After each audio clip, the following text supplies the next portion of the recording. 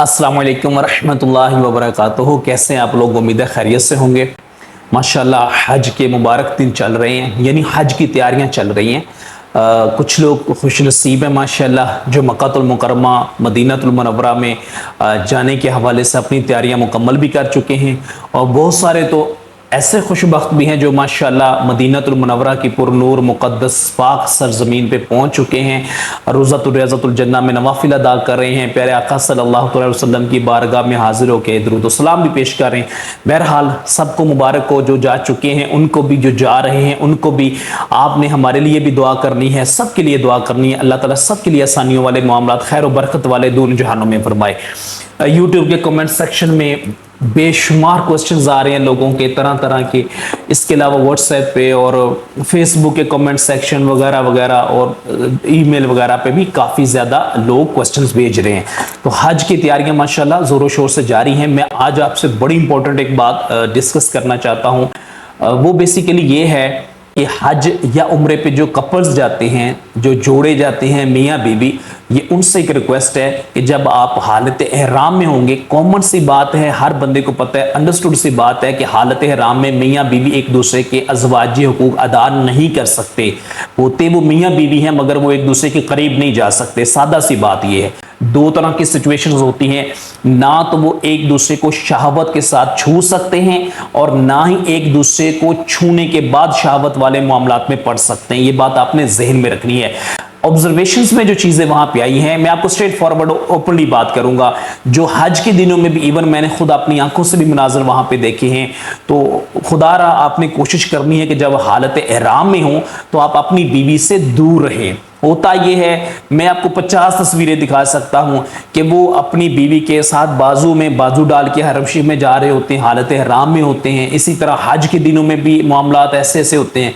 तो खुदारा इन चीज़ों से आपने बचना है, आपने दूर रहना है। जो आपकी हालत एहराम की पाबंदियों का वक्त है, ये बड़ा थोड़ा सा होता है, बड़ा लंबा चौड़ा नहीं होता। जब आप उम्रे के लिए जाते हैं तो मैक्सिमम कितना टाइम होता है? आप अपने कमरे से निकलेंगे, आप मस्जिद आयशा रदी अल्लाह तआला अन्हा पहुंचेंगे, वहां जाके अपने एहराम बांधना है, आपने आके उम्रा अदा कर लेना, 1 घंटे में आप फारिग हो जाएंगे।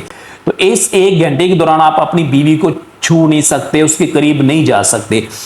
इवन कि आप उसका हाथ भी ना पकड़ें, ना टच करें। जब आप उसका हाथ पकड़ेंगे, मैं आपको ओपनली बताता हूं, आप उसके जिस्म से टच होंगे, ठीक है? तो इससे शहावत के मामलात आ सकते हैं। स्ट्रेट फॉरवर्ड सी बात है, आपने इन चीजों से बचने की कोशिश करनी है, लेकिन लोग नहीं बचते हैं। हालत एहराम में भी एक दूसरे के बाजू पकड़ा होता है, बाजू के अंदर बाजू डाले होते हैं।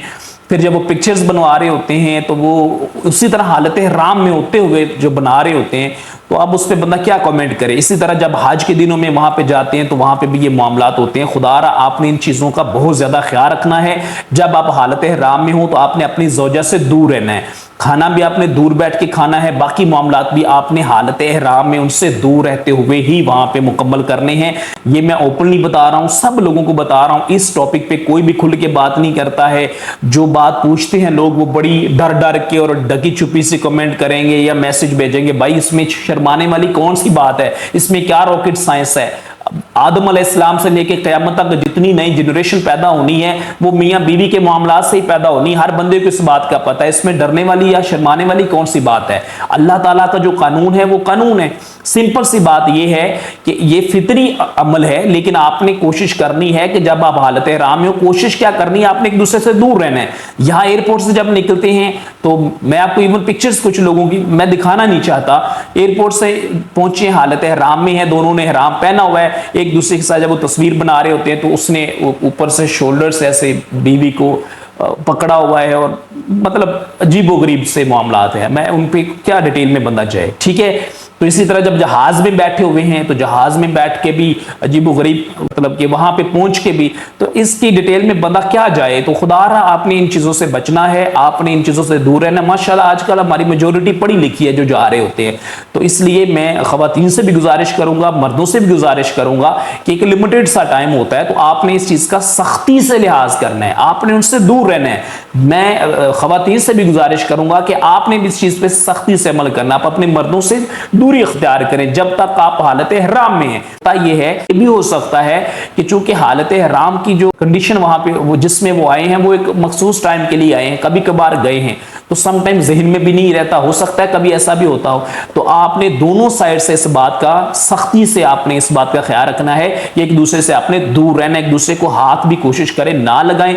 आपने हालत हराम में खाना भी खाना है, आपने हालत हराम में लेटना भी होगा मिना के मैदान में जाके, आपने मुजदलिफा में भी जाके रहना है। आप खवातीन वाले में होंगी, वो मर्दों वाले हिस्से में होंगे। वहां पे क्या होता है कि मर्द भाग भाग के खवातीन के वो आ रहे होते हैं खैमों में, ये मैंने अपनी आंखों से मंजर देखे हुए हैं। खवातीन तो मर्दों वाली साइड पे नहीं आती, लेकिन मर्द आ रहे होते हैं भाग भाग के खवातीन वाली साइड पे। कोई खातून लेटी हुई है, कोई बेचारी बैठी हुई है, किसी खैमे में एसी काम कर रहा होता है, किसी में नहीं कर रहा होता, कहीं चल रहा होता है, कहीं गर्मी होती है।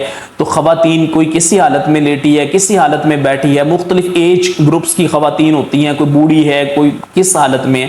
तो खुदारा इन चीज़ों का भी आपने वहाँ पे ख्याल रखना है। बिल्कुल वो आपकी बीवी है, इसमें कोई शक नहीं है, लेकिन जब तक आप हालत हराम में हैं, जिस अल्लाह रब्बुल इज़्ज़त ने उस औरत को आपकी बीवी बनाया है, जिस अल्लाह रब्बुल इज़्ज़त ने आपको ये हक दिया है, उसी अल्लाह रब्बुल इज़्ज़त का हुक्म है कि आप हालत हराम में उससे दूर रहें।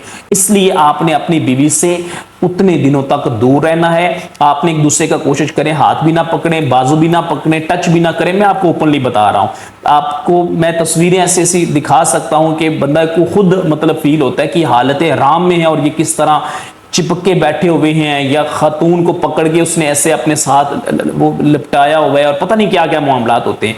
तो खुदारा इन चीज़ों से आपने बचना है, इन चीज़ों से आपने अवॉइड करना है। आपको हालत हराम की तमाम पाबंदियों का पता होना चाहिए जब आप हज पे जा रहे हैं, जब आप उम्रे पे जा रहे हैं। आप जब हज के मामला से फारिग हो जाएंगे, हत्ता के आप बड़े शैतान को कंकरी मार के कुर्बानी भी कर लेंगे, उसके बाद हलक भी करवा लेंगे, और औरत अपने वो सर से चुटिया के बाल काट के तकसीर भी करवा लेगी, फिर भी आप एक दूसरे पे हलाल नहीं होंगे। ये बात आपने याद रखनी है जब तक आप तवाफुल ज़ियारा नहीं कर लेते। बहुत सारे लोग हैं जो तवाफुल ज़ियारा 10 ज़िलहिज्जा को नहीं करते, 11 को भी नहीं करते, वो 12 को करते हैं। आप इतने दिन रहना तो आपने वहां खैमों में ही, आपकी बीवी भी होंगी, मर्द भी होगा, तो आप फिर भी हालत एहराम में अगरचे नहीं होंगे, मगर फिर भी एक दूसरे पे आप हलाल नहीं होंगे। एक दूसरे से आपने दूरी इख्तियार करनी है जब तक तवाफुल ज़ियारा नहीं हो जाता। जब तवाफुल ज़ियारा हो जाएगा, तवाफुल ज़ियारा के बाद फिर मतलब आप इन पाबंदियों से आज़ाद हो जाएंगे। इसका आपने ख्याल रखना है हज के दिनों में भी। और खुदारा पूरा साल जो लोग उम्रे पे भी जाते रहते हैं, किसी को अगर मेरी कोई बात बुरी लगी हो तो मैं उसके लिए मुआवज़त चाहता हूँ, लेकिन ये फैक्ट है, ये सिचुएशन है वहाँ पे, ये मामलात हैं वहाँ पे। तो अल्लाह ताला हम सबको अपने हिफ्ज़-ओ-मान में रखें, हमारे ईमान की भी हिफाजत फरमाए।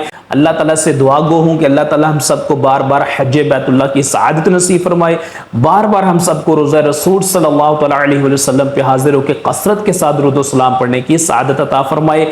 आमीन या रब्बुल आलमीन। अस्सलामु अलैकुम व रहमतुल्लाहि व बरकातहू।